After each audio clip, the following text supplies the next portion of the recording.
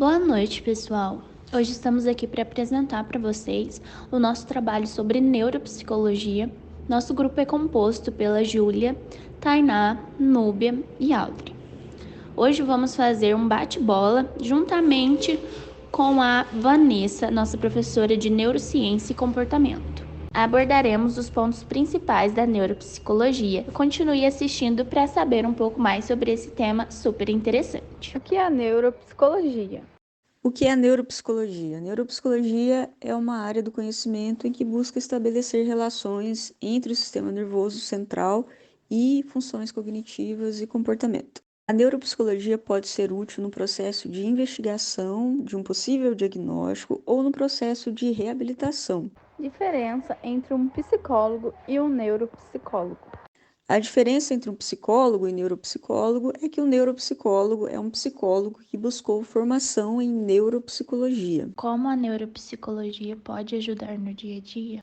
O neuropsicólogo pode ajudar no processo de reabilitação ou de investigação para diagnóstico em diversos transtornos, como transtornos do neurodesenvolvimento, como TDAH ou TEA, ou traumatismos crânioencefálicos ou demências em casos de idosos. E qual é a idade ideal para fazer uma avaliação neuropsicológica? Qualquer pessoa pode fazer? Não existe uma idade ideal para fazer uma avaliação neuropsicológica, porque a idade ideal para avaliação vai depender de qual é a hipótese diagnóstica, né? A idade para avaliação de um transtorno do espectro autista é diferente da idade de avaliação de outros transtornos, como TDAH, por exemplo.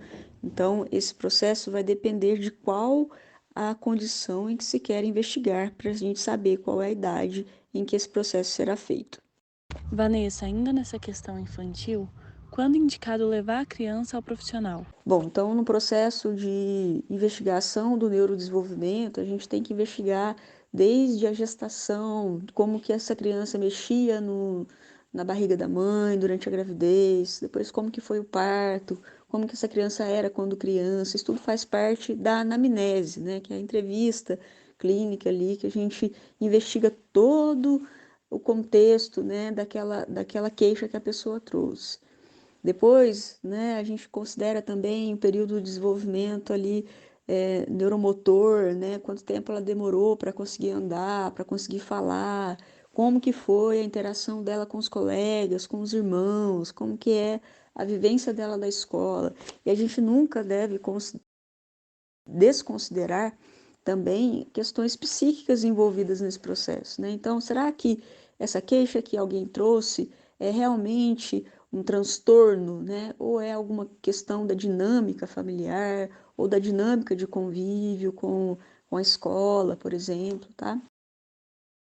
Tem muitos transtornos que têm características muito próximas. Então, um sintoma, às vezes a pessoa chega com a preocupação que a pessoa tem um sintoma, mas esse mesmo sintoma, ele pode ser característica de transtornos diferentes. Então, um cuidado, né, uma parte do trabalho do neuropsicólogo é justamente conseguir ajudar, né, e aí um trabalho multiprofissional a entender se esse sintoma que a pessoa trouxe é parte de um transtorno X ou Y ou de nenhum, talvez, né? Tem muitos transtornos que têm características muito próximas. Então, um sintoma, às vezes a pessoa chega com a preocupação que a pessoa tem um sintoma, mas esse mesmo sintoma, ele pode ser característica de transtornos diferentes.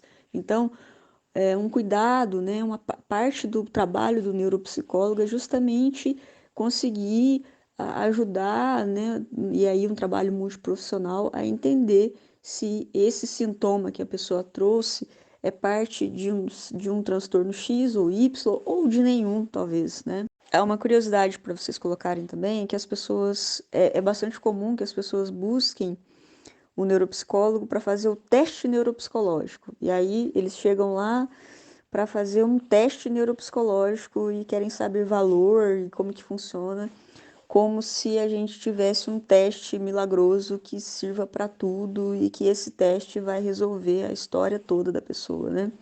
Então, assim como a avaliação psicológica, não existe um teste e nem vários testes que vão por si só resolver, né? Então a gente precisa, se for um processo de avaliação neuropsicológica, tem o olhar clínico do profissional, a anamnese, né? A entrevista clínica em que deve ser levado em consideração o contexto da pessoa. Se for criança, tem que analisar o contexto escolar, o convívio com a família, o convívio com os irmãos, com os colegas. No adulto, também, talvez no contexto universitário ou no trabalho, né? No idoso, como que ele se relaciona com a família, quais são as queixas da família. Então, a gente sempre tem que olhar o entorno, nunca é feita uma avaliação com um teste, né? Isso é impossível, é um processo que pode ser longo, né? Se for uma reabilitação, é um processo bastante longo.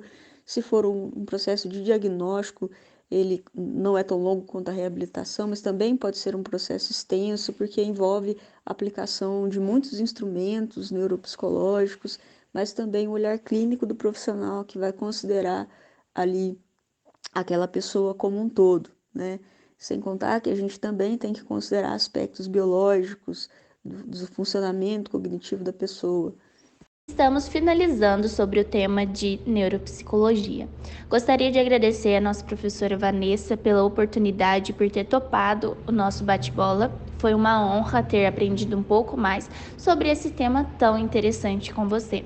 Agradecer também a todos pela atenção até o momento e também a professora Priscila. Agora iremos estar passando um trailer de um filme que tem como tema a neuropsicologia. Aguarde até o final. Muito obrigada por tudo e até a próxima. What happened? What did you do to my stomach? What's going on? You've merely slipped a little package into your lower tummy. And you're going to transport something very special to us.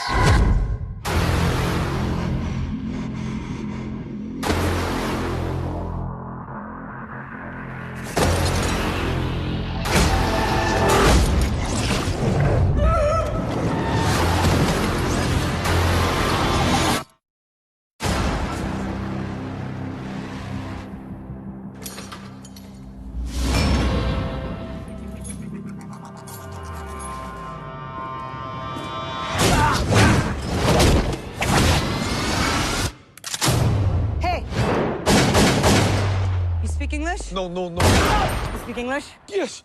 Take me to the hospital now. Hospital. Somebody put a bag of drugs inside me. I need you to take it out. It's leaking. It is estimated most human beings only use 10% of their brain's capacity. Imagine if we could access 100%. Interesting things begin to happen.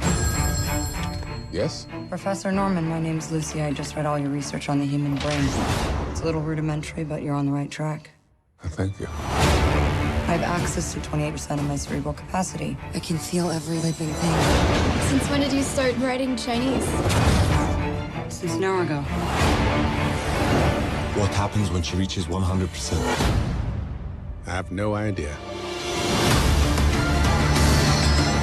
All this knowledge, you can unlock secrets that go beyond our universe. I'm not even sure that mankind is ready for it. It's like all things that make me human are fading away.